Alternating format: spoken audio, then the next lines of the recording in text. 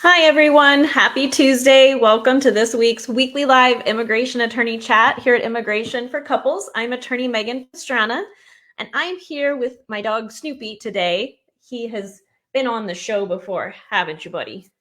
And the reason he's here today, he's wanting to give me kisses. All right. And the reason that he's here today is because we're talking about tips for bringing your pets to the United States. So I've talked about this in prior Facebook Lives, and I even had a guest on the Navigating Love and Immigration podcast, Dr. Gary Richter. But I've been asked this question a lot lately, and the reason is because we have a lot of couples who are being approved for their fiance and spouse visas, and they're getting ready to move to the United States.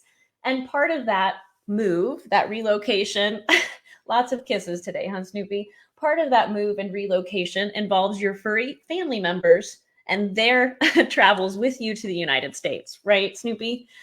And so because I've been asked this question, oh my goodness, we're eating hair and everything. That's the thing with having animals on Facebook Lives and things like this. You just never know what you're going to get, right, buddy? But we've had a lot of couples ask, hey, do you have any tips? What should we do? You know, we have our fiance visa interview. We just got approved for our spouse visa.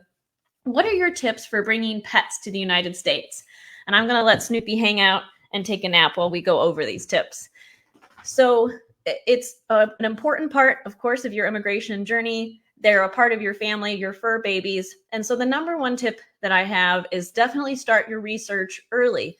Take a look at what are the requirements from moving your pet from whichever country that you're living to the United States. Just Google is great. Get a general idea.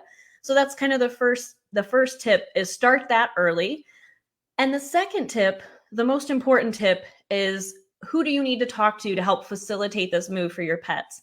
And so it's typically going to involve 2 veterinarians, one in the country where you're living, and then one in the location in the United States where you'll be moving to.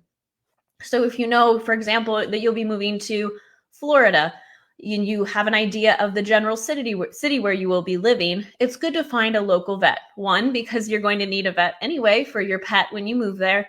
And 2, because that local veterinarian should be able to help you understand what are the vaccine requirements, what are the requirements to bring your pet, and then your veterinarian here in the United States can work with the veterinarian abroad to make sure you're in compliance with all the vaccines and everything that's needed to bring your furry family member with you. So that's step 2 is to get your veterinarian involved.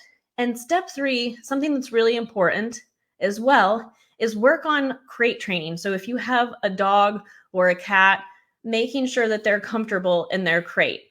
And I know my husband and I love to leave my puppies out. They have to be in their houses for certain times, when we have appointments and things of that nature. But it is important that they are crate trained so they're more comfortable with that move.